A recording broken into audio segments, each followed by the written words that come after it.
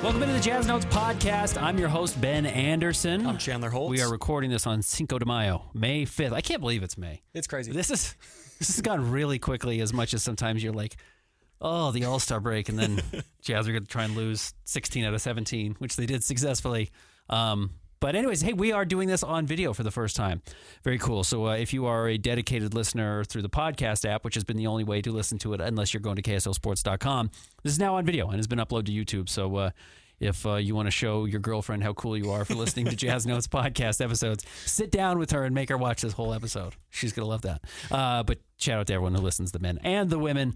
As always, find us on Twitter at Ben's Hoops, at C Holt Sports. You can find us at Blue Sky there as well, and read us at KSLSports.com.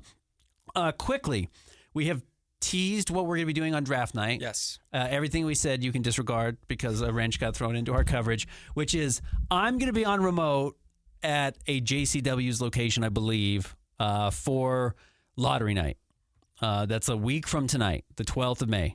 So I don't know exactly what we're going to do. We are not going to record a podcast that day. No. I don't think it makes sense to record a speculation podcast at noon that doesn't mean anything as of 5:30. Yes.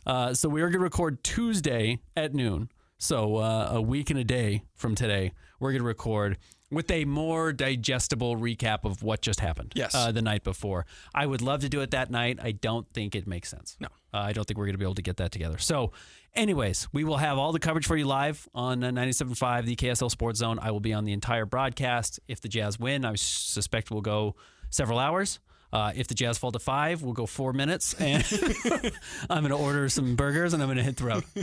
No, we'll obviously break it down for you. So anyways, that's the plan for next week. So do not expect a Jazz Notes podcast on Monday. There will not be one next week, but there will be one on Tuesday, and then we can record it again. Yes. Throw it up on YouTube. All right. As always, we like to go through our weekly news. Little updates here and there. We are going to recap sophomore players for the Utah Jazz, the season they had. We're going to do an individual prospect breakdown. We did Cooper Flagg 2 weeks ago. We did Ace Bailey and Dylan Harper last week. We're going to do VJ Edgecombe this week. And then hopefully that's it. Yeah. Hopefully the Jazz don't fall to 5 and we have to look at a guy named Trey Johnson and Con Knippel and all these other guys more. But very realistic that's a chance, 48% chance that happens. So we will do all of that, and then we'll finish the show with your mailbag, which was loaded. Big one today. Busy mailbag. Yeah. So starting with weekly news, we haven't had weekly news in forever, it feels like. Yeah. But today, the Jazz announced that they are extending Will Hardy, I believe, through the 2031 season. Surprising. Yeah. He was already under contract for 2 more years, and they basically tacked on an additional 4 years. My initial thought was twofold. Okay. Conspiracy theory, the San Antonio Spurs reached out to him when Greg Popovich hung it up, and he said, hey, guys, there's actually kind of teams who are interested in me. Just want you to know that. It's always good to be headhunted. I have no proof of that by any means. That's just kind of, you look at the timing of, this is a little bit suspicious. Not suspicious, but weird. This isn't when a lot of guys are getting extensions, and not a lot of guys get extensions after having the worst record in the NBA, but it's good to be Will Hardy. And my other thought really is they just said, you did what we asked. We're a week out from the lottery. We wanted to have the worst record in the NBA. You did it. What else can we ask of you? And now, because you're under contract for 6 years from today and 4 years beyond your original contract, you can buy in. You can feel confident that if they have to tank again next year to get a top draft pick or whatever moves they make in the summer, you're on board. This is done with you in mind, not the theory, which we have talked about, is do you make Will Hardy do all the hard work of all the losing because he's 34 and now he's 36 or whatever he is, and then you fire him and you go and get an experienced coach who knows how to win as soon as they draft A.J. DeBonsa and Cooper Flagg or whoever they end up with over the next 2 years, and then Will, hits the bricks and he's out on his own? That's not really fair to do for a coach, but NBA coaching is not fair. Yes. And he actually spoke about that in his press conference today, talking about Greg Popovich. He said he was a mentor to me in a lot of ways, very prominent figure in my adult life. He was in San Antonio from 22 to 33. Yeah. So that makes a lot of sense. And then also he touched on growing the young players and then the eventual goal of hanging a banner at Delta Center, all in his press conference today. Anything else with Will Hardy? No, I think that's it. Yeah. Yeah. And then one more piece of weekly news, kind of cool for another. Well, by the way, I think Will Hardy's a good coach. Oh, absolutely. Yeah, I'm not I don't know how good. He's never coached in the playoffs. Is he Ty Lue? Is he Quinn Snyder? Some guys are really good. Some guys aren't very good. Yeah. Ime Udoka is a good coach. Just lost in the first round. So we will see. He's got to get there, and he's gonna have a learning curve there. Yeah. Not a lot of guys get into the playoffs and win early on. Some guys do, Ty Lue, et cetera, but it takes a while. Yeah, absolutely. As you saw with the Rockets, like they were the number 2 seed, but they go against a more experienced team. Ime Udoka, of course, has that playoff experience, but it takes trial and error when you get to that stage. And then one more piece of weekly news, also with someone in the Jazz front office. It was announced that Dwayne Wade is one of 4 new additions to NBA on Prime with their coverage starting next season. NBC, Amazon, ESPN have the NBA coverage, right? Yep. And then, of course, NBA TV, et cetera. So Amazon spent some money putting some talent together. They've got Dirk, which is cool. I love Dirk. Yes. They've got Steve Nash, so those two together, Dirty Dirk and Nasty Nash, getting back together. It's pretty funny. I bet those guys are going to have good chemistry. And then, D. Wade is going to fill in on some stuff, too. So he was like the top of their broadcast, their announcement. So good for Dwayne. Yeah. Busy day. He was on SNL on Saturday. He showed up with Sabrina Carpenter and the other host. I'd have to pull up her name. She's, she's on one of those NBC shows. Okay. I should know. We work for NBC. But, and he sang a song. It was funny. He was good. They sung a song about being short, which is funny because he's 6'4", but he's short for the NBA. True. And now he's going to the Met Gala tonight. So, all right, let's talk about, we've done the weekly news. Should we talk about the sophomores? Yeah, let's do it. Okay. So sophomore players, as we mentioned, we started by talking about two-way players, non-guaranteed players. Yep. Last week we did the veterans. Now we're going to talk about the sophomores. So we have Keontae George, Bryce Sensabaugh, and Taylor Hendricks. We can start with Taylor Hendricks. Got injured in the third game of the season. So didn't get to see much of him, but he made a few appearances on Jazz broadcast throughout the season. He beefed up a lot. Huge. Yeah. And apparently he's going to go down about 10 pounds for his playing weight for next year. But I believe the most recent update for him was that he's not going to be playing in Summer League, but he's returning to on-court activities somewhat soon. Yeah, it sounds like he said he'd be 100% to be back on the court, but not to play at 100%. Yeah. I talked to him. He told me he's dunked a couple of times, which he was excited about, and he said that felt good. Yeah. He only played 3 games. It was really 2.5 games because he got hurt so early in that third game. Loved his rebounding. He was at 5 rebounds a game. He was at 1.3 blocks. Like some of that stuff that was like, oh, big guy Taylor Hendricks is here. Yeah. The big questions about Taylor, was he going to be a 3-4 or a 4-5 in the NBA? I think 4-5. Okay. I just think his handle's not there. Yeah. So I actually like his passing, but his passing is good near the rim, which is like a good 4-5 passer, not a good 3-4 passer. And then the blocks and the rebounds I thought were really impressive. And then he's going to be a stationary 3-point shooter. Yeah. I think that's going to be most of his role. Absolutely. And then maybe some pick and roll stuff. Which, you know what? If I look, and we don't need to do this now, but like I kind of look at the Jazz young player rankings, and maybe it's just the mystery of we didn't see him all year and we saw more of the warts of some of the other young players. Still a ton of excitement about him. And rightfully so. Great size, shoots, plays defense. Like the Jazz need all of those things really badly. Yeah. If you do the young player core and add Walker Kessler to that, I would still have him as top 3 in terms of like. Yeah, totally. Yeah. So that's rightfully so. He's a top 10 pick in a good draft. Yes. It was a very good draft. And, there was a week leading up to that draft. Like there was talk he could go 5 or 6. Yes. So there was a good draft. So there were a lot of good players between 4 and 10, and he fell to 10. Now, do you want to do Keontae or Bryce next? We can do Keontae. Keontae's probably the most interesting here. Yeah. I have said, I think of all the young players, if the Jazz decide to move on, but we should talk about the concept of moving on or not moving on from players. I think Keontae's probably the most likely to move on as far as based on he has trade value. Like, what is Cody Williams' trade value right now? It's exactly. Like nothing, so you might as well hold on to him. Keontae is either the second or third leading scorer from his draft class, so there's value there. There's still some untapped potential. He's kind of figured out his role as a 6-man or at least bench player who can carry an offense for stretches. The 3-point and field goal percentage just were not good enough this year. No, absolutely not. He finished at 16.8 points a game, 5.6 assists, shot 39.1% from the floor, ironically the exact same as his rookie year. Yeah. And then a little bit better from 3, but still down at 34.3%. Not really what you want from someone who that's the majority of his game, perimeter scoring. And even when he moved to the bench, I'll see if I can get his game logs to pull up here quickly. Just like he had some moments where it looked good, and then some moments where it just like was a little too much for him. Yep. He's just got to figure out some of his mechanics shooting the ball that Will Hardy talked about a lot. I don't want to get too much into the shot doctor aspect because I'm not that. So I don't want to pretend that I am.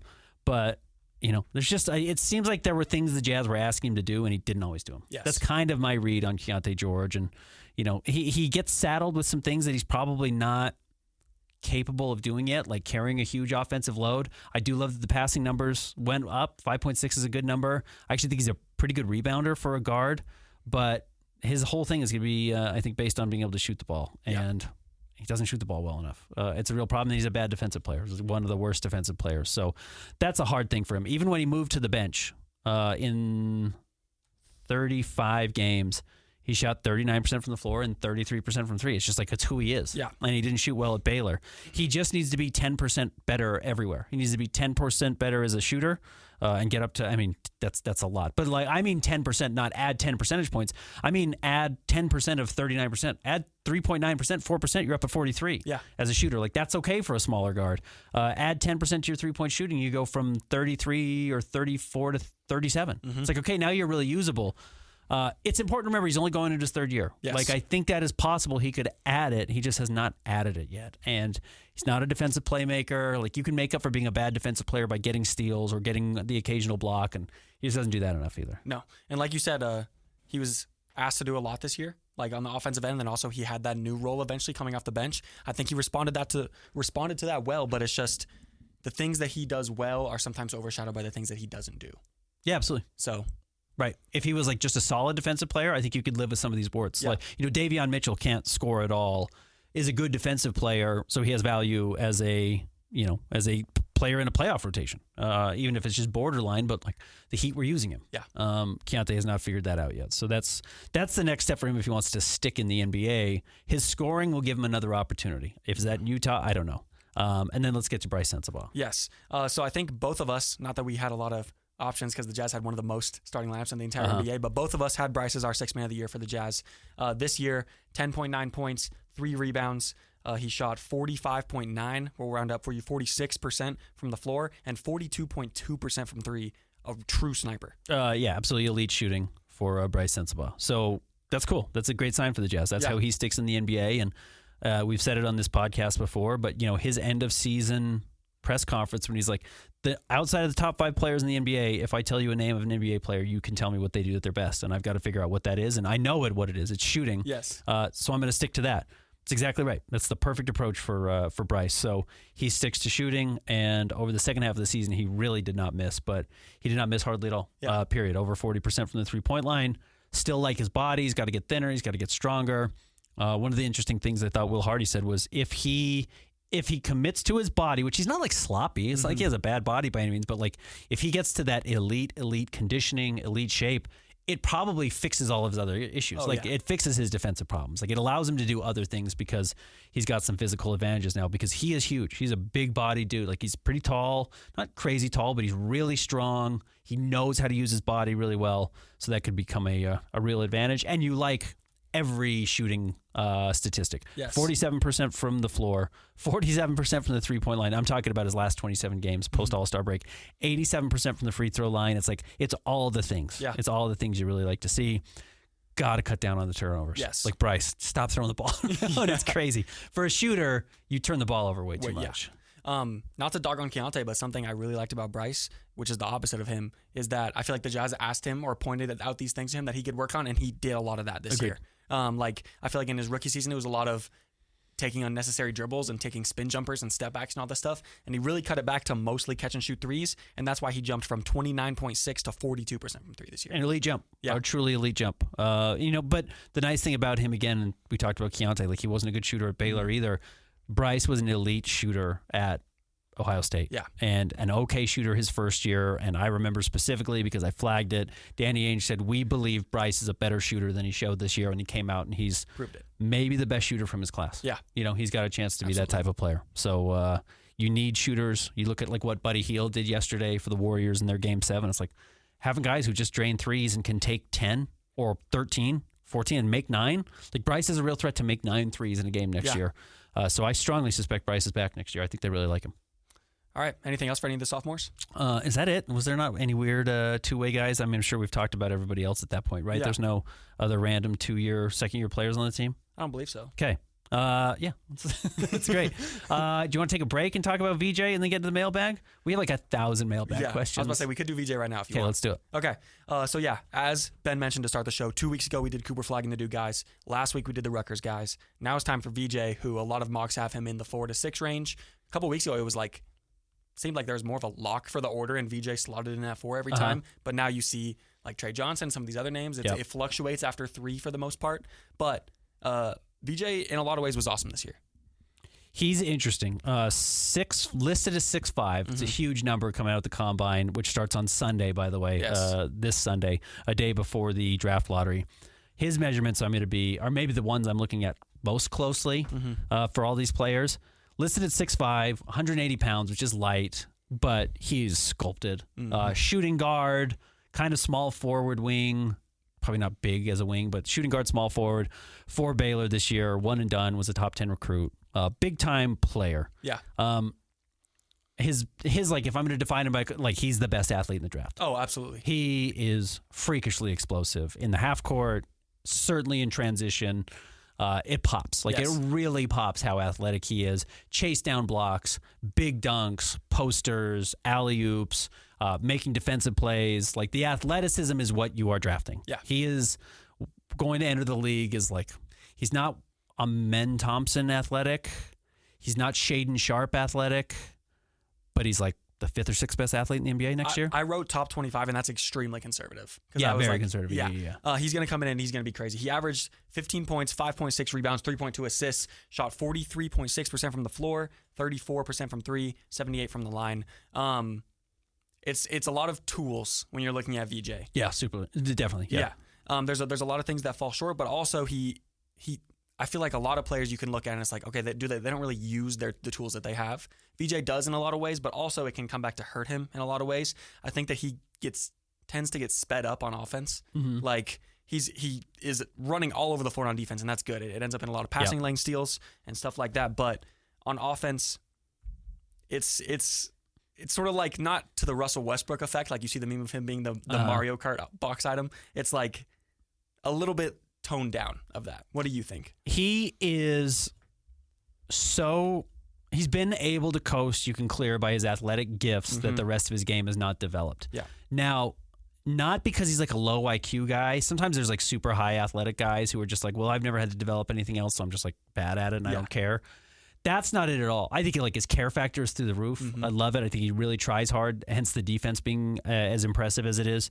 He's outside of Cooper, the best two-way player projected to go in the top 5. Like he can certainly offer things. And again, he averaged 15 points as a not very advanced offensive player. Yeah. But the handle is very rough. Very rough. He like doesn't have an ability to get to his shot from dribbling, which I want to talk about a little bit more coming up here in a moment. But like that's a big step for stars. Yes. Is like, can you get to your jump shot while you're dribbling? Like Donovan Mitchell does it at a super high level. VJ does not quite get there, and as a guard, that becomes a lot harder because then you're a stationary spot-up shooter. Yes. And if that's your one skill, guys just don't leave you, and then it's like, okay, then you're attacking closeouts, which he's going to have some monster finishes attacking closeouts, but he's not a guy for the most part. He did it a couple of times at Baylor, but he's not a guy for the most part. You could be like, here's the ball at 30 feet, let the clock wind down while you hold the ball, and then when it gets to 8 seconds left, cook him. Yeah. He's not going to do that. No. He's not doing that right now. If you're betting on it, you're seeing something that he's never shown. Yes. Or has very rarely shown, which is a huge gamble. Like drafting guys for things they're not is a dangerous game. Like when you drafted Bryce Sensabaugh, we talked about all these different things that he was. Like his game is super unique. Like no one in the NBA plays that way. And really what it was like what do you edit out of his game? And what do you let remain? It's like, well, as we said, he was a 40% three-point shooter. Fine. Let him stick as a 40% three-point shooter who does a little bit of rebounding, a little bit of passing, and doesn't play any defense. Yeah. It's like, well, that's who he is. Yes. That's great. VJ, if you're projecting he's going to be an all-star because he dribbles and scores, he's never done that. No. So you're really asking, if you're drafting him top 5 with that in mind, you're going to be really disappointed. Yes. If you are okay, I think, with like maybe the best role player coming out of this top 5, he's got a chance to be really good because in the Big 12, his non-conference shooting was terrible. His end-of-season shooting was terrible. He was lights out shooting the ball in the Big 12. Yes. So you're projecting like, okay, he's going to hit his shots. Again, he's just a true nightmare in transition. Like his takeoff points, I've never seen. It's like Clyde Drexler. You look at old Clyde highlights. It's like, oh, he jumped a foot inside the free throw line on his dunks. Like he jumps a legitimate step earlier than everybody else jumps everywhere in every league. Like very rarely LeBron can do it. Like jump from that far out. VJ jumps from 14 feet away from the basket and everyone else gets to 8. It's like another stride. Yeah. It's crazy how explosive he is. But yeah, the star off the dribble stuff is not there. Yeah, absolutely. He has that Statue of Liberty dunk that he did multiple times this year. He just gets so high up, it's ridiculous. Speaking about the shooting numbers, I have some stats here for you. He shot 36% basically on catch and shoot threes. He shot 47.6% off screen 3-point shots. Okay. Which is like, that's elite. Yeah, it's really good. And then down here, like you said, beginning of the year, 24 through the first eight games, 26 last 11 games. So there was that weird stretch to start and end the year. Yeah. But like the tools are really there. And I think that he has good mechanics. His jump shot looks good. Yeah, it does. It's not like he has some weird Lonzo or Michael Gilchrist. I think it could get worked on. And that's the thing that is kind of troubling talking about what he isn't. Because I think he needs to come in and make that 3-point shooting consistent. I feel like that's the first thing he needs to come in and work on to like see the floor and build off of that is his next thing in the NBA, which leaves his handle in the dust, which is what you're saying. If you want him to add that, you're going to be disappointed because I think there's other things that'll be more important for him to work on first. Right. Exactly right. And, you know, he's going to get on the floor because he plays defense and because I think he's going to hit open threes. I wish they went in a little bit more, but he's going to hit threes and then he's going to destroy closeouts, like we said. Yes. The other stuff is just going to be frustrating. Yes. And it's why I actually don't think he's a great fit for the Jazz. I agree. I look at some of these other guys that are projected in the top 4, and again, we're talking about this top 4 on purpose because if it gets to 5, I think the draft really opens up. And now there's a chance that he falls to 5 or he goes to 3. But if it gets to 5, it's going to be a bunch of different names that are going to be in contention, so we just haven't talked about them a whole lot yet because we need to see the lottery and what happens next week. I get why he's going to go top 4. Yes. He has the least star potential of those guys because I think he has the lowest offensive upside. I guess maybe not upside. His upside, if he starts dribbling and creating off the dribble and you know making plays for others and getting to a shot, okay, yeah, he could be an all-star. Yeah. He absolutely could get there. But like there's a lot of like Josh Hart there. There's a lot of I don't want to say Alex Caruso. I don't think that's accurate. But like that type of like defensive-minded guard who does a lot of things really well. I think he's absolutely going to be on the floor in the playoffs. Like very confident you can play with him in the postseason, which I don't know if you can say about Ace Bailey. Like there's a chance that Ace fails so badly that he can't do that. But also if Ace hits, I think it's at a higher level or more projectable star level than a VJ Edgecombe does. Yeah. For my comparison for him, and I like this a lot, I think there are a lot of similarities, is Victor Oladipo. Okay. It's like I feel like he might not be as dynamic offensively, and then that will go to like effort and motor on defense. But like I do think he could reach that peak that Oladipo did in Indiana. I feel like that is a similar peak for him, make an all-star game. But I do think he may have a higher floor than some of these other players as well. Yes, I agree. Yeah, like the worst case scenario for him. I think he could truly be like a star role player. Yeah. Like Josh Hart. Yes. You know, Josh Hart is so valuable because he's a great defensive player. He's a great rebounder. He does enough passing. He knocks down enough big shots. Not consistently, but knocks down enough big shots. The like 29 other teams in the NBA and every other team he has played for, which is New Orleans, which by the way, I think is his best landing spot. But like Portland, all these different places Josh Hart's been. Yeah. They're like, oh man, wish we had Josh Hart. Every team in the league could be like, oh man, I wish we had VJ Edgecombe. Yeah. But it's still one of those things. It's like, again, it goes back to our conversation about Kelly Olynyk and Kyle Filipowski, which is like, right, everyone wishes they had him. Is that the guy you're willing to draft 3rd overall? Yes. That's a big question because like Josh Hart has been on 4 teams now. Yeah. You know, Kelly Olynyk's been on 7 different teams now. Like, yeah, they're usable. They're really usable, but it may not be like the high upside swing that some guys think. So I don't love his fit for the Jazz, like I mentioned. I think I love him as a fit in Charlotte because they have Lonzo or LaMelo, and they have Brandon Miller. Like they have 2 guys who are offensive go-to engine creator scorers, and VJ doesn't have to be that. There's no pressure for him to be that, and they need defense. Like he would be awesome there. He would be awesome running next to LaMelo in transition. He would be awesome as another athlete with a bunch of long athletes in Charlotte. but a team that, or excuse me, in New Orleans, but a team that already has Zion and already has like CJ McCollum as go-to scorers. He would fit there. For teams that need like a guy to start the gravity, the evolution of everything builds around, I don't think that's what VJ is. Yes. And I was going to ask you, because I agree that I don't think he would fit very well with the Jazz. Another team I would add is the 76ers, because I don't really know the direction they're going in, but I think he would slide in next to Maxey well. Of course, yeah. Is it just because the Jazz really need a guy? Is that why you're saying he doesn't fit? Yeah, because yes, I mean, conceptually, Walker at the 5, Taylor Hendricks at the 4, Cody Williams at the 3, VJ Edgecombe at the 2. It's like you have real length and athleticism and defensive potential. Like it all starts to fit. That totally makes sense. Yeah. But the Jazz sacrificing an entire season to get a draft pick and it being a guy who makes sense next to them as opposed to do they make sense next to him is, I think, the wrong question. That's why it's a little bit out of balance. Now, if the Jazz get 4 and draft VJ Edgecombe, like it's a good pick. Yes. I do think there actually is a gap between him and the guys I've seen, Con Knipple, Common Malawash, like because the explosiveness, because he accidentally scored 15 points a game, because the 3-point shooting is pretty good. I totally get it. And like the two-way viability is valuable. It's really valuable in today's NBA. And I really believe you got to have those guys to win in the playoffs. He would fit well next to a Bryce Sensabaugh. Yeah. He's just like, you're still looking for the guy if you draft VJ, which means that's what next year becomes about. And the other thing I like is, like you said, I think it's a fit pick. And it's like, if you're at 4, it is the best available. But like he is a taller, like if the Jazz's best backcourt fully healthy, what would it be? Like Isaiah Collier, Colin Sexton? Like you're adding a defensive-minded, taller guard to that, which I think is a big necessity. And also the Jazz were one of the worst, if not the worst defensive team in the NBA last year. So yeah, I think there are things that make it make sense, but I also agree with you that the Jazz need a guy. And it's why I think if they were like at 4, they might look at a Trey Johnson, which again, we will not. Well, if the Jazz fall to 4 or 5, we will talk about some of these other guys. Yeah. I did get a sense watching him that like, I think for the Jazz, the top 3 would be clear: Cooper Flagg, Dylan Harper, Ace Bailey. I could be totally wrong, but just based on like high upside focus of the team swings, those 3 guys are a little different than VJ. Yeah. Anyways, any other thoughts? I don't think so. Yeah, I think we covered him pretty well. And again, if the Jazz end up at 4, we'll really dive into him. If they end up at 1 or 2, I don't think he's in the conversation. No. He might be at 3, he might be at 4, and he might be at 5. Yeah. But if the Jazz are 1 or 2, I don't think we're going to be talking about him the way we will talk about Dylan Harper. And certainly number 1, there's only one name to talk about, and that's Cooper Flagg. All right, let's take a break. When we come back, we will get to a long mailbag. A lot of questions today. Excited for it. Stick around. More Jazz Notes coming up next.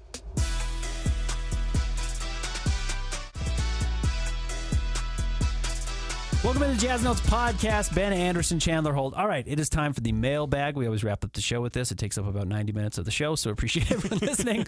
But it is our favorite part because I like hearing what Jazz fans want to know about and talking about that because sometimes it's not where my mind is. As always, like I mentioned, find us on Twitter at Ben's Hoops. Find Chandler at C Holt Sports. You can do that on Blue Sky as well, where we put out the prompt at about 11 o'clock every Monday. Next week it'll be Tuesday. Yes. And then we will answer your questions. All right, let's start with some DMs. I will say, night of the draft lottery, like we said, a week from today, if the Jazz fall to 3, 4, 5, or even 1 pick, you want to ask about Cooper Flagg, you can ask us questions then. Just send a DM, and we will make sure to add them to the show. Yeah. All right. Starting with USU the Right Blue. If the Jazz fall, though, past 1, don't ask about Cooper Flagg. He's not going to be on the board. USU the Right Blue asks, what is one thing the Jazz are trying to get more of on their team? It's definitely not experience with the youth movement, maybe length, speed, skill, or just flat out superstars. Superstars. That's it. Yeah. Jazz are still missing the talent around which to build. Yes. The number 1 guy of which is going to shape the franchise piece. Now, the nice thing is when you find the number 1 guy, it puts the number 2 guy in his place. Yeah. Like, it's easier to find the number 2 than it is the number 1, but like maybe the number 2 is already on the team. In all honesty, there's a chance that's true. You just don't have the number 1 guy who kind of makes that all make sense. Yeah. You know, the way Cade this year, was it year 4 or whatever, kind of evolving into the number 1 guy, made Jalen Duren look so much better. Yeah. Kind of makes those other pieces fit so much better. And then, you know, if Jaden Ivey comes back next year, maybe he's the legit number 2. But the same way Tyrese Halliburton kind of recalibrated everything for everybody in Indiana. It's like, okay, all of a sudden Miles Turner's like a good player, even though he was kind of always the most like, is he good? Does anyone want to give him money? Yeah. And now it's like, yeah, big center who shoots threes and blocks shots. Like we like that guy. So that's what they're looking for. Yeah. Superstars in the mold of an identity setter, which doesn't have to be a point guard. I know I just named Cade and and Tyrese Halliburton, which like that's the Dylan Harper player in this draft, like tall guard who sets the table for everybody else. But it could be like an Ace Bailey who's just like, oh man, big shooter. Yeah. Tries to play defense, build around that. And that's the thing. If the Jazz had that number one guy, you would love VJ in the draft. Like we yeah, just talked about. Right. Like, but you need that guy. So yeah. And I think if we wanted to pinpoint a skill, I think it would be defense that the Jazz need the most. They'll certainly take defense the most. Yeah, no problem. No doubt about that. All right, next from Benjiman. What are the odds of the Grizzlies going after Lowry now that they have made the Finnish coach their new head coach? I had teased that this was something to keep an eye on. Mm-hmm. You know, Lowry shared the announcement on his Instagram page. So, you know, some of the Finnish guys who play for the Utah Hockey Club or maybe the Mammoth said, like, or Lowry had talked to him. He's like, you know, just because we're from the same country doesn't mean we all know each other. Yeah. Like, now this is all basketball, so I'm sure Lowry does know him. In fact, he may have coached him at the National League level. I don't know. Sure, it's intriguing. And we mentioned like why Memphis would actually make some sense. Like if they wanted to get off Desmond Bane and some draft picks and add a little bit more size, like Lowry fits really well next to Jaren Jackson Jr. Like that makes a ton of sense to me. So I would keep an eye on it, but I don't think Lowry's going to be like, I have to go play for the Memphis Grizzlies. But it's another interesting point. I mean, I think Lowry becomes a really interesting name in trade talks this year. Mm-hmm. The only reason we didn't talk about him is because he literally couldn't get traded this year. Yeah. But he was the biggest talking point in trades a year ago at this point. A little bit of a down year this year, but you look around the NBA and look at like Houston's shortcoming. They took 18 threes yesterday. Golden State made 18 threes. Like Lowry in a playoff game is going to attempt 8 threes by himself. I know he's never been there, but like even on a team like that, if he's just 7 feet tall and stands in the corners, he's going to get looks. He's going to take shots. Every team wants what Lowry has, even if he had a down year this year.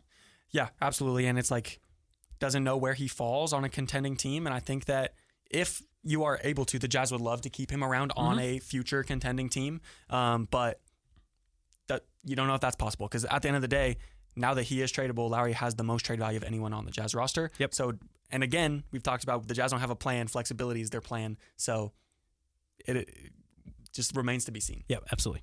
From Alex on Blue Sky, we'll do the one from last week first. I love the idea of Ace Bailey, but your description in the pod makes him seem more like a high-level number 2, like Lowry or Durant, rather than number 1. What guys in the draft have that number 1 best player on a contender-type ceiling? Cooper. Dylan Harper. Okay. Dylan Harper really does have it. Yeah. He's got we talked about VJ like needing to get to his shot off the dribble. Dylan can get to it. It did not go in a whole lot. That's like his star separator. And if he does that, he will become a star, I think, in the NBA if he can get his shot off and shoot it well. Yes.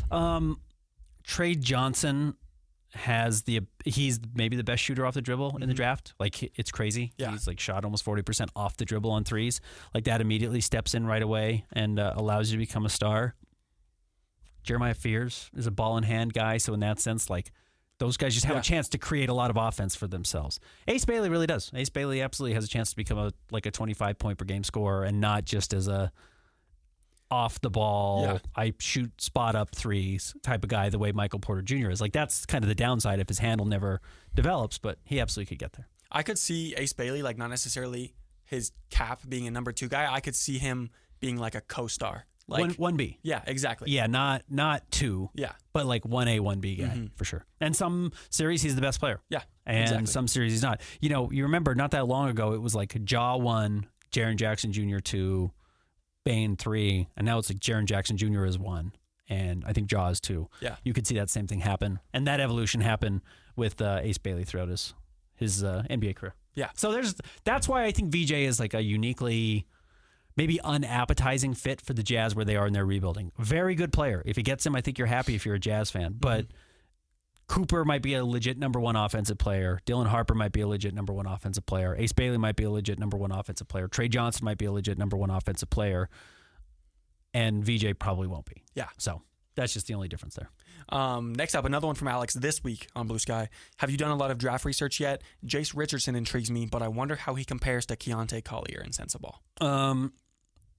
He's a better shooter than all of them except Sensabaugh. He's not very big. He's listed at 6'3". Okay. I did not see that. I watched. I wonder if I watched Rutgers versus Michigan State. That would make sense. It's Big Ten teams. And like he had moments He had a really good second half. He had like a nothing first half. And he's young, it's just whatever, judging a player based off of a first half.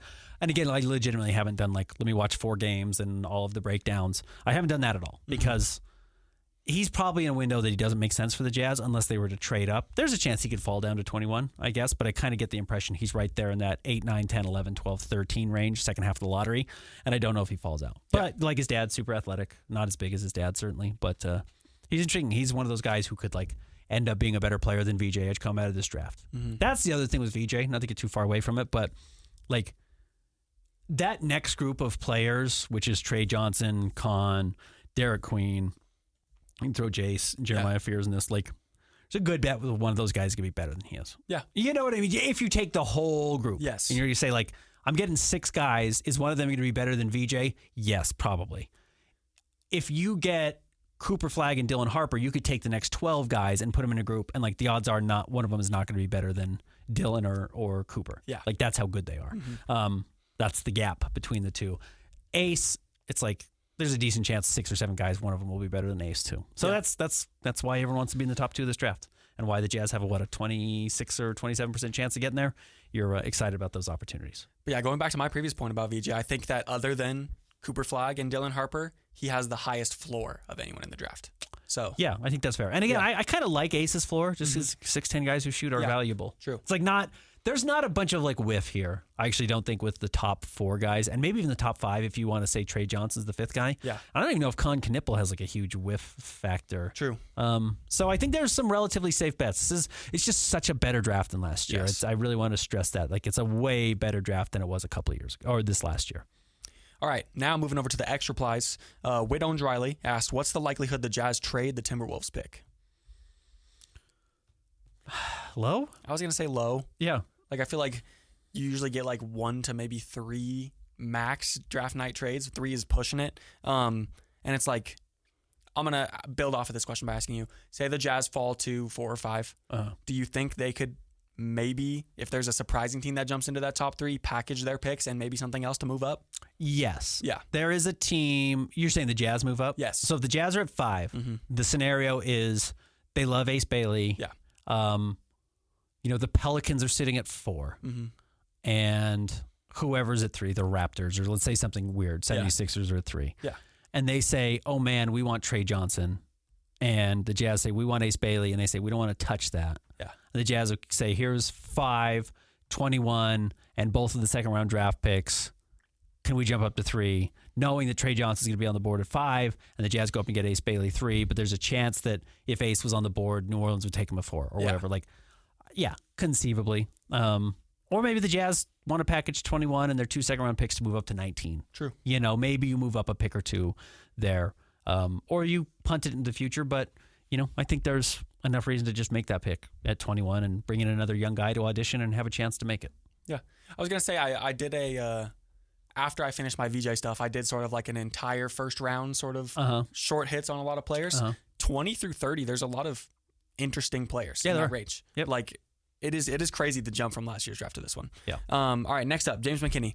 Any word yet on whether the Jazz will announce workouts leading up to the draft? They haven't, and they won't. Yeah. Yeah. Well, and let me rephrase that. If the Jazz get the number 1 pick, they will make a huge deal out of Cooper coming here. Oh, yeah. Like, there's going to be a highlight video, and I suspect they would be like, welcome to the facilities. Here's your house. Yeah.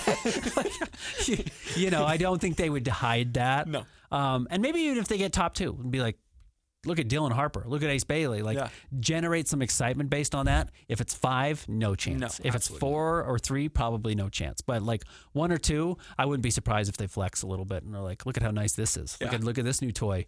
Here's the link to season tickets at the end of the video. But if you get Cooper, so that's what's so weird. The Jazz have never been in this situation, and it actually doesn't happen that often where it's an obvious number 1 pick. Yeah. If the Jazz win the lottery, it will be like the Wemby draft where immediately ESPN was like, so what do you think about going to the Spurs? Yes. That's what it will be. If Cooper's there, whoever wins the lottery, everyone's going to go over to Cooper and be like, are you excited to be a member of the Jazz or whatever? So that won't be that big of that won't be a secret at all. And it won't even be Jazz don't even have to pretend the game is that they're not going to take him number 1 overall. They're going to tell you immediately. We're going to know it. Maybe the Jazz don't, but the league is going to know. Yeah. So, all right, next up, Jimbo Slice. complete opposite of what we were just talking about. When the Jazz get the 5th pick in the lottery next week, what's something positive to think about or look forward to? Could Trey Johnson become Klay Thompson, or could we hire an amazing assistant coach so we don't have to watch abysmal defense anymore? Well, Trey Johnson's going to make you the worst defensive team in the league. Like, he's awful. So that stinks. It's where, like, VJ might be more exciting for some guys. Yeah, Trey Johnson might be the leading scorer of rookies next year. Big might. But well, he's a crazy scorer. I mean, he's just a crazy three-point shooter. He's really going to be explosive. So, yeah, that's what you're excited about, like Trey Johnson becoming a star. And look, guys at 5 become all-stars. And Trey Johnson has all-star potential, absolutely. What he averaged 19 or 20 points a game. I have to look up what he averaged. Again, I haven't done like a deep dive. I've watched 2 of his games already, and I'm kind of just keeping it in the back pocket. So if I have to talk about it a week from today after the lottery, I can speak on him somewhat clearly. But you hope he's like a bigger Donovan Mitchell. Like, he's not that explosive by any means, but he has a chance to be a true like go-to scorer on a good team. He's got that type of ability. You think of, Cam Thomas in not New Jersey, Brooklyn, kind of that guy. Not quite as wild, and maybe a little bit better defensive player than Cam was at LSU, but has a chance to be a real like go-to offensive guy. And something I'll say, both of the past 2 years, the Jazz still didn't make the playoffs. Right, sure, they had considerably better records, and there was some more fun nights at Delta Center, but they still didn't make the playoffs. They still didn't have that high ceiling, didn't have that hope of doing something, and just ignoring what they've become and just looking at the pick, like, even if you're at 5, whoever you're drafting, like, will be more exciting than drafting Cody Williams at 9, drafting Taylor Hendricks. Like, whoever the Jazz draft at 5 is their best prospect. Yes, exactly. Yeah, absolutely it is. So I think that is something to look forward to. Watch the highlight tapes after the Jazz get the whatever pick they do in the draft lottery or whoever they draft on draft night. 5th, Jimbo. You're probably right, but yeah. But yeah, no, I think whoever they get will be the most exciting prospect. Let me pull up the 5th pick really quick. Historically, let's see if I'm actually logged in here on StatHead. That'll make it easier. Okay, I am. Okay, so I'll give you the best of the best. Okay. Kevin Garnett, Sir Charles Barkley, Ray Allen, Vince Carter. Vince belongs lower on this list. This is just total win shares, but that accounts for your career. Scottie Pippen, Dwayne Wade, Walt Frazier, Kevin Love. Like, good. It drops off relatively quickly. You're like, you get to Jonas Valanciunas disturbingly quickly. Yeah. But what? That was like 5 to 8 Hall of Famers? Garnett, Barkley, Ray Allen, Vince, Pippen, Wade, Frazier. Yeah. All Hall of Famers. Kevin Love's a Hall of Famer too. Yeah. But not the type of Hall of Famer you're like geared up for. But really good player. Sidney Moncrief, like another Hall of Famer. And then you get Mitch Richmond, actually a Hall of Famer as well. So that's what you're hoping for. You hope that, that guy drops to you. You're not as in love with Jeff Green, who's like an okay player. Juwan Howard, Mike Miller, who won Rookie of the Year. De'Aaron Fox. Like, there's some players. There are guys who have had very good careers. There are a lot of Dante Exums and Chris Dunns and Isaac Okoros and Jaden Ivey's, who, he's been hurt. But, there's also a lot of those guys. You got to be prepared that that's a very realistic possibility at 5. But there have been some guys who they didn't realize that Chuck was going to be the best player or that Kevin Garnett, that was different. That was high school gambles and stuff like that. But you just didn't know that those guys were going to be the stars they turned out to be, but some of them did. And at the same time, this is every pick. Like, you have LeBron James and you have Michael Olowokandi. Yeah. So, right. You get Zachary Riza-Shea or you get Wemby. Both number 1 picks. Not equal players in the slightest. But no, I think that they're still, going back to Jimbo's question, no matter where the Jazz fall, no matter who they get, there is at least something to be excited for. Of course, if it's higher, you are more excited and have more hope. But yeah. And is their most complete prospect. Yes. Is their best prospect. Yeah. That they're bringing in, for sure. Next up, from Tyler Galt. It's understandable that we've forgotten about Taylor Hendricks, but do you think he will have a role this coming season? And if so, how does he affect the rest of the rotation? Could you compare Taylor's role if we do get Flag or not? And maybe if it affects Lowry's future too? I don't think it affects Lowry's future. Like Taylor's by itself does not. Yeah. Not next year at the very least. Again, I expect his first 4 months just to be like, can you play 15 minutes? Are you comfortable? Are you not going to hurt your other leg because you're favoring it? Yeah. All those things. Is everything on, like, you probably just give him some nights off. You know what True. I mean? Like, you probably don't play him on the second night of back-to-back coming off of that injury, and the Jazz aren't in any place where they need to win. So, getting Cooper in this scenario matters more about Lowry's future than whatever Taylor does. Yes. So, no, I think his role is almost like a rookie season again. It's just like, let's figure it all out again. Let's just get you back to being comfortable being on the court. And then in year 4, which again, it's why this injury stinks so bad. Like, it's probably a 2-year process because you miss a year and then the whole next year is just about like getting comfortable again. Yeah.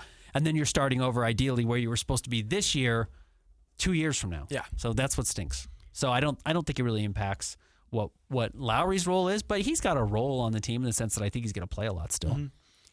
Also, in concept, just of what we have seen of Taylor and what we thought he could project to be, I think he would fit really well alongside Cooper Flagg. Perfectly. Yeah, like a stretch 4, basically, big body. So big guys who play defense and shoot threes fit. Yeah. That's it's why I think Ace Bailey's ceiling is a lot higher than people think. Like, he's not a great defensive player, but he does know that he's 6'10". He seems to like being 6'10". Some guys want to be 6'3" that are 6'10". Yeah. He likes blocking shots. He gets steals. He uses his arms. He gets into a stance. He's not a great defensive player. Like we said, he's misread a lot. Yeah. But like, okay, if Taylor's guarding 4s and Walker's guarding 5s, Taylor's guarding some 3s, Ace is guarding some 3s, like, fine. There's some like switchability stuff there that I think is actually really intriguing. Next up from Benjamin Smith, he also asks about the Grizzlies and Lowry, but I'm gonna ask the second part of his question here. What would a deal look like for Lowry going to Memphis? If the Jazz were like, whoa, got VJ Edgecombe, they could be like, hey, actually, Jaw's interesting. And I wouldn't be surprised if Memphis was like, getting rid of Jaw is interesting. That's the problem. Yeah. But Danny was not, Danny was rumored to be interested in Kyrie and looked at it being a really good trade for Dallas, and Kyrie would have been great here with the Jazz. Mm-hmm. So Danny may like some of these guys that other teams are like, oof, this is a bad time to buy. And Danny's like, blood on the ground. Like, this is when I'm buying property. Yeah. Like, Danny's made a career of doing that. Danny has a lot of success taking advantage of other people's mistakes or desperation. Like, so that it could be Ja, it could be Desmond, it could be that in a young player. Yeah. Lowry, it's important to not, just because you watch him, you're kind of underwhelmed by him this year after being so excited about him his first 2 years, to realize that the rest of the NBA doesn't feel that way. Like, the rest of the NBA, like Kyle Kuzma got traded this year. Like, teams like huge players, and they like huge players who they can conceive of playing a specific role that they need. I remember it's like a mistake I made of being like, Kristaps Porzingis for Marcus Smart? Like, Marcus Smart's the heart and soul of the Celtics. And the Celtics were like, he's 7'4" and he shoots 40% from 3. Are you a moron? I talked to an NBA coach about it, and they were like, that's the best trade. Like, that's a crazy trade. The skill of having a 7-footer who shoots 10 threes a game and he shoots 40% is ridiculous. Yeah. So the Grizzlies would be like, well, Desmond Bane is 6'4" and shoots 40% of threes. And you want to give us a 7-footer? Who does that? Like, I think they'd take him, Yeah. So it could be something like that. Again, I'm not totally on what the Grizzlies think about everybody. The Grizzlies are, from my understanding of their fans on Twitter, are not thrilled about what Desmond Bane has become. So, I don't know, if you have to throw something in and get that deal done. I would also look at Jalen Green. I've mentioned the Rockets a lot. Jalen Green's current value is the lowest it's been in 18 months. It was pretty low after his first 2 years in the league. Sure. Remember last year, he took off. Second half of the season, he was cooking. He was averaging 30 points a game for a 20-game stretch. And it was like, this dude's broken out. Can't believe the Nets didn't trade for him. Can't believe Portland didn't trade for him. What a huge mistake. You had a chance to get that guy. And then he fell back this year. Mm-hmm. He might be a little bit of a victim of there just too many young players on that team. True. And that was his first playoff appearance, and you're going up against the Warriors, and you're like, oh, you suck. I don't know, man. He's playing against the Warriors. It's pretty hard. He's never done this before, and you're asking a 23-year-old to be the offensive engine, again, not to overuse a term, and the thing he's never done before. Mm-hmm. And Danny Ainge is like, man, 8 months ago, everyone was killing to get that guy. Yeah. And now he's available because he had a bad series. You can get him plus assets, maybe, for Lowry. That seems interesting. Yeah. I'm speculating. Yes. Don't aggregate that. But I'm just thinking, just how Danny Ainge has made a killing, and how, if you want to replicate what the Thunder did to get Shea, it's they didn't buy low on Shea by any means. I think he was only a year in the NBA and actually had a good playoff series. But you're taking a guy who's early in his career, who hasn't gotten close to reaching his potential. You're putting him in a different spot, and then you're building around him. Like that unlocks guys. Yeah. That's your chance to unlock somebody. And Jalen Green was the number 2 overall pick and has elite athleticism and has some shooting chops. So I think that's possible. Yes, absolutely. And I kind of like the idea of him in Houston. Like, I feel Lowry? like, Oh, yeah. I feel like Lowry would be best with a defensive-minded center, and Al P isn't really that, but you have Jabari Smith and Amen Thompson next to him. I think that's very interesting. Unless you get Jabari Smith back, which might be the case. You know what I mean? Like that's the thing. You might get a number 2 pick in Jalen Green and then like another number 3 pick in Jabari. Like that might be the type of trade you're trying to make if you're the Jazz. Yeah. And then you're like, well, yeah, you're getting a bunch of young talent that you hope in 2 years was misdeveloped, which, by the way, look at the coaching history in Houston before Ime Udoka. Like, it just might have been a little messy. It might have been a little bit too much turnover. Yeah. All right, a couple more from Widow and Dryly. He says, I'm admittedly a conspiracy theorist, shamefully. Any chance you guys believe the lottery is rigged? If there was something you wanted to rig in all of sports that would change the outcome the most, rigging the NBA lottery makes the most sense. Yeah. Oh, absolutely. I've talked to Sarah Todd, who has been in the room for the lottery. It's like impossible to rig. Okay. Do I believe I do think the Patrick Ewing thing was rigged. Oh, yeah. I kind of that belief that like the NBA in the 80s, like it was taken off, but it was like Jordan was kind of coming up still and Larry and Magic was kind of, but there was like the league was in a pretty controversial spot. I don't want to get into all the politics of why the league was in a controversial spot, but like and New York as a town wasn't in a good place. Like, you know, it was pre-Rudy Giuliani coming in and cleaning things up, not to get political about it at all, but like adding a star from Georgetown in New York where they needed that exact thing was like a perfect fit. Yeah. And it was a 1 in 14 chance because they were just doing the envelope right. It's like, yeah, you fold the edge or you freeze the envelope, which is the theory. Which one? Do both. Yeah, okay. Right. Why leave it up to chance? Yeah. You banged it, putting it into the freezer, and that's why the edge was folded. So if there is one thing you could fix in the world and rig to make sports more exciting, the NBA lottery makes the most sense. But like literally the process, there's 14 representatives from the teams. There's a bunch of media members. It is just balls in a thing coming out. Yeah. Like in a big hopper, and it comes out and it has like up to 14 on it. And then the next one has up to 14 on it. The next one has up to 14. Next one has up to 14. You draw 4 balls. I think they're numbered 1 through 14, and teams are assigned the codes. Combinations. Yeah, the combinations there. So, it is kind of funny because LeBron went on the Pat McAfee show whenever he did, like a month ago at this point, and he hinted towards him going to Cleveland, Derrick Rose going to Chicago. I don't know if he said, I know he said those two for sure. I don't want to say he said anything else, but he hinted towards it being rigged. He didn't say that, but he was like, that's weird. Anthony Davis going to New Orleans right after they had, after the league took them over. I was about to say when they were the owners. And then they have to trade Anthony Davis and they win Zion the next year. Yep. LeBron leaving Cleveland and then winning back-to-back first-round picks so or I think whatever. 3 out of 4. Was it 3 after out of 4? LeBron left, yeah. Yeah, because they got Kyrie, and then they got Anthony Bennett. Oh, jeez. And they also got Andrew Wiggins and traded Wiggins. So, like, yeah, if you wanted to say, like, it's the most suspicious, it certainly is the most suspicious, but I think it's hard to rig. True, very hard to rig. All right, another one from Widow and Dryly. Do you guys see something in Collier's shooting mechanics that gives you hope for the future, or is it broken? I don't think that he has, like, the MGK Michael Kidd Gilchrist. Like, it's not broken. No. And again, it's just like not what I'm watching a whole lot of. Yeah. A lot of it, like Will Hardy, I asked him a lot about shot mechanics this year. And Will is even like, it's not my thing. We've got other guys. Like, Will knows, but he talks so much about guys' feet this year, way more than I'm watching. He's just like getting the base right. So you're shooting kind of the correct and repeatable way every single time is a lot different than like kind of what you're looking at. I think a lot of people are looking at like Cody kind of has a weird wind up and like Taylor Hendricks when he got into the NBA started it, I called it I think I've talked about it, like unbuckling his seatbelt. Like he started on one side and lifted it up and then shot and has got more fluid. You could tell by the end. So it's like, you know, there's a lot there. There's a lot of things in that sense. And also if you can fix Lonzo Ball's jump shot, I think that it's hard to have a truly broken jump shot. Yeah, there's not a lot of evidence that like a ton of guys get better at shooting, but with shooting being the most important skill in the NBA now, for the first time in my lifetime, that's like the best thing you can do. Guys work on it a lot differently. There's a lot more focus, a lot more rides on it. And if that's your way to stick in the NBA and that's the reward is you get to stick, guys figure out how to get it done. Yeah. So, next question from Chilopowski. With the Delta Center construction, where will the Salt Lake Summer League be? The Jazz have not announced the Summer League. Every year in the past, they have said April. April is when they have announced it. Yeah. It is now May, and they have not announced it. So I guess there's a chance it won't. I've said this several times.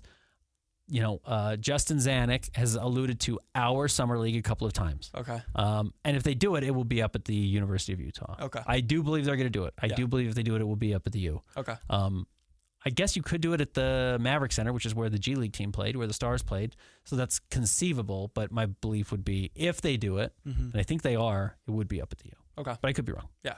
But that's where they did it in 2017. The last time they were doing all summer renovations on the arena. Okay. Next up from Cam Young.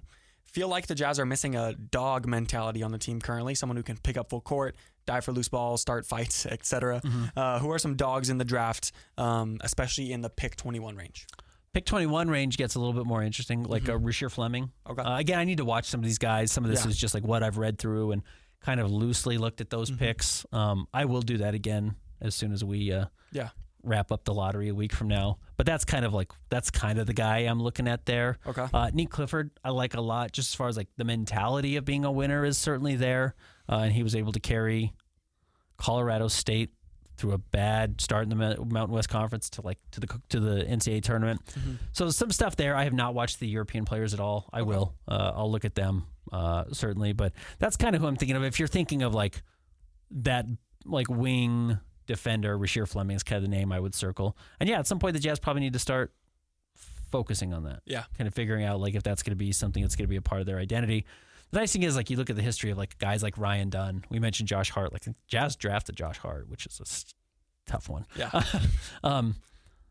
They're like those guys are available 20 to 30. It's like for some reason we really underrate those guys in the draft.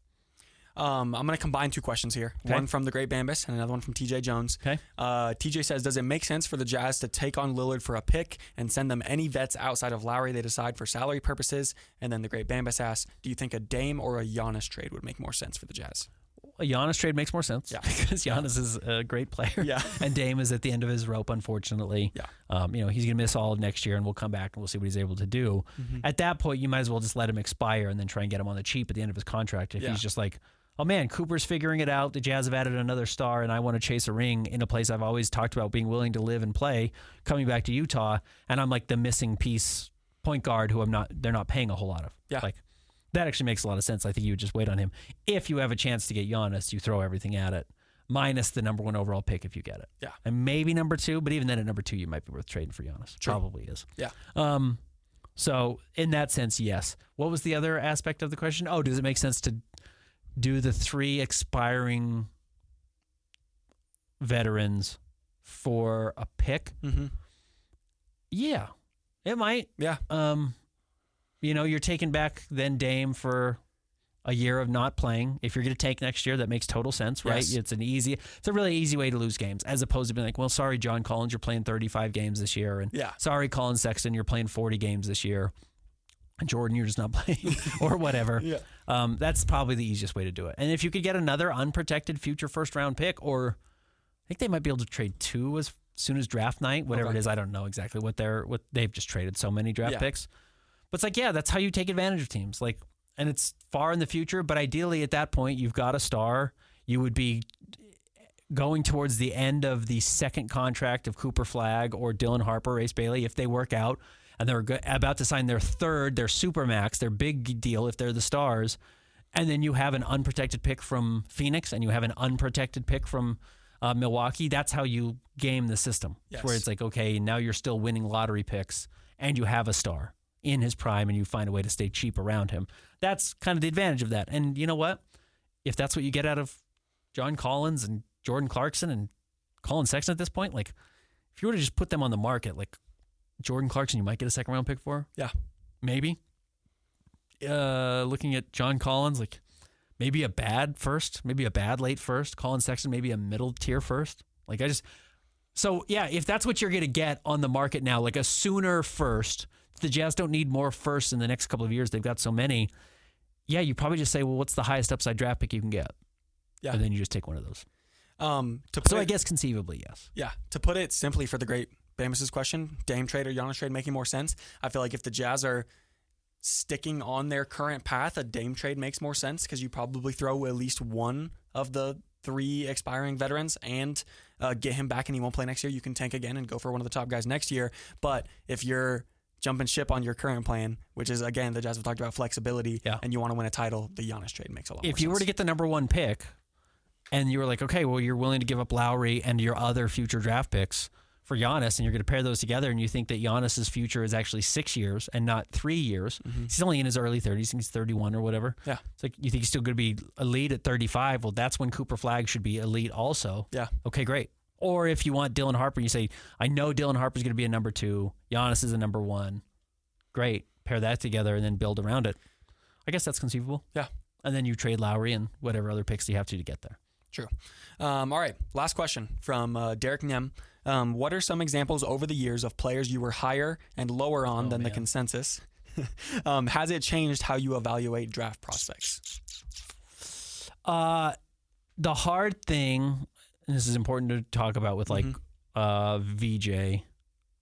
I'm trying to think of guys I was like really high on. In fact, I like always think I should make a list every year of like guys I love and guys I don't love, so I can go back and reference it specifically for this question. It's really easy in retrospect to be like, oh, I kind of liked him in the draft, and then 3 years later he's really good. You're like, yeah, I liked him. Yeah, I knew I liked him. And then it's like you were actually erasing history. Actually, one guy I will tell you I really liked and I remember really liking is Tyrese Maxey. Okay. I remember watching him at Kentucky, and it's like the Kentucky guard thing, which is guards from Kentucky were always better in the NBA than they were in Coach Calipari's system. But one of the reasons why Tyrese Maxey fell, I could pull it up, but I think he shot like 29% from 3. But if you watched him, it was like, oh man, he had to take a lot of really tough shots. And that won't be the case in the NBA. And if he gets the right landing spot where he doesn't have to take a lot of tough shots, it's going to click a lot sooner and he's going to shoot better. Yeah, he shot 29% from 3. I'm not lying about it. Like, I remember watching him a lot. And thinking like, man, even though the Jazz have Jordan Clarkson and Donovan Mitchell and Mike Conley, like Tyrese Maxey is the type of guy they should invest in going forward.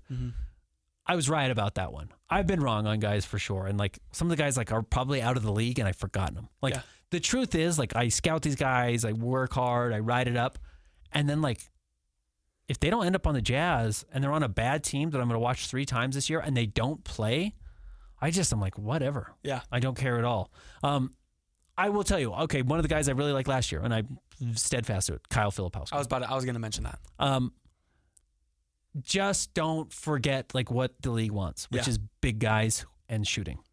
So it's why like I'm like pretty high on Ace Bailey. It's like because the worst case scenario, he's a big guy who shoots. Yeah. The little guys, a la VJ Edgecombe. If you are asking guys to do something they have not shown that they do, you're probably going to hurt yourself. Yeah. Now that's also how you find the absolute. I can't believe he figured that out. Guys, you know what I mean? Like, wow, what a star. This really worked out well. He added something to his game that was the one thing he needed. The one swing skill that he brought in unlocked everything.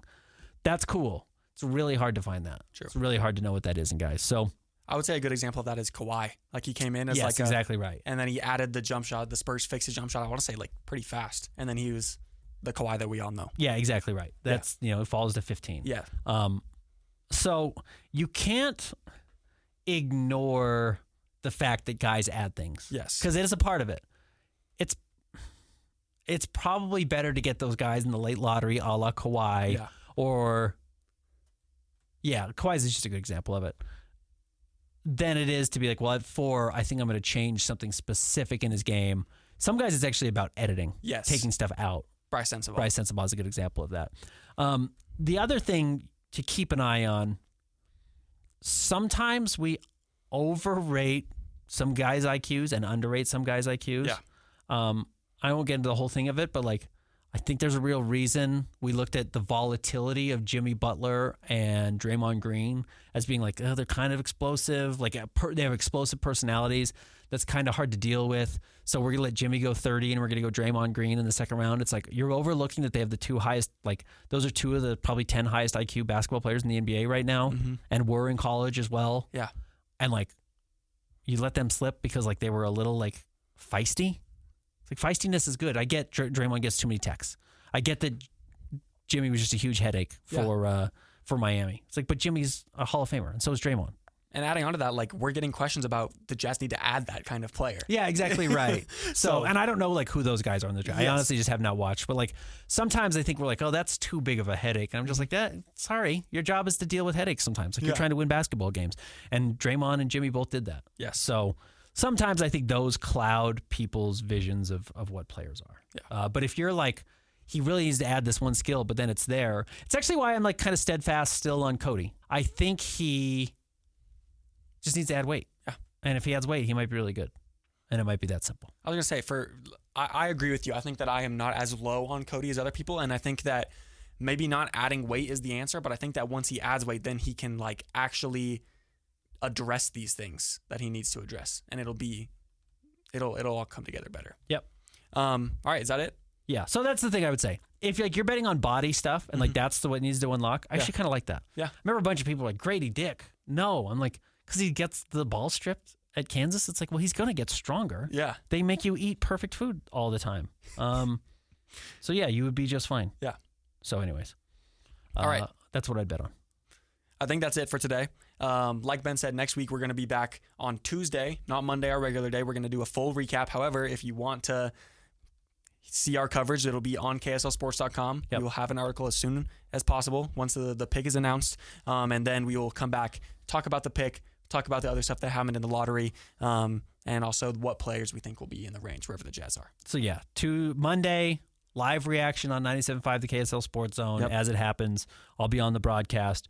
Tuesday, normal time, we'll record and answer all your questions. Yeah. All right, stick around.